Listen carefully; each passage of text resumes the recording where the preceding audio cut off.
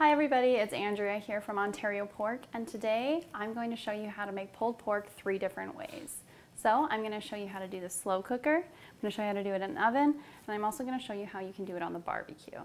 It's a very popular dish, pulled pork, and a lot of people don't realize just how easy it is to make at home.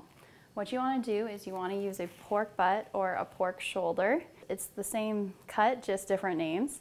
And it has a good amount of fat in it, as well as it's a tougher cut. That means it's more economically priced, but it can be just so delicious as long as you cook it properly.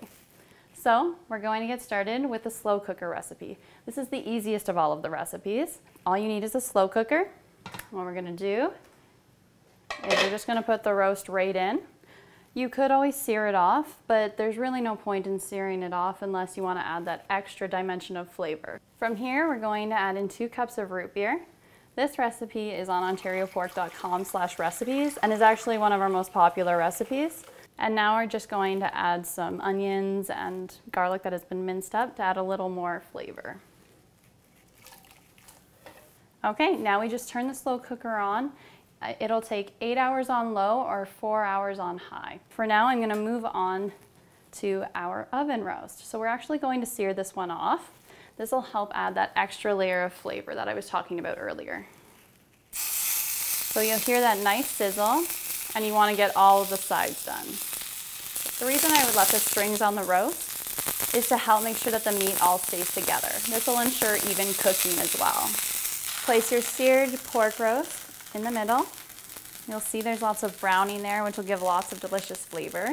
And now we're simply going to add liquid to the bottom, just a little bit, because we want to braise this. I'm just using a little bit of water here to show you how simple it can be, but you can use anything from wine to root beer like we did in the crock pot recipe. So just to give you some ideas. Now we're going to cover in some tin foil.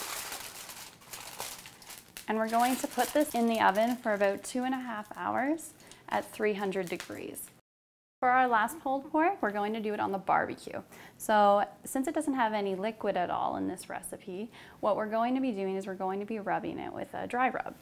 So here we have a little bit of onion powder, we have paprika. Once you're done applying the dry rub, what you want to do is we're going to take it out to the barbecue and we're going to sear all of the sides. So let's go out to the barbecue. So that'll be on direct heat. This will leave a nice brown crust and add that extra flavor. So once you've seared the shoulder off on the barbecue, we're going to turn off the barbecue on one side and leave the other side on.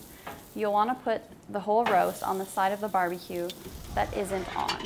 And then you want the entire barbecue to have an overall temperature of 250 to 300 degrees Fahrenheit. Okay, so now that all of our roasts are completely cooked, they all get finished in the same way. So what you want to do is you want to make sure you cut off the strings. So this is a very simple process. All you do is you take the fork and you pull apart, and it separates really nicely. So once you're all done shredding, what you're going to do is you're going to take your bowl of pulled pork and you're going to add in however much barbecue sauce you want.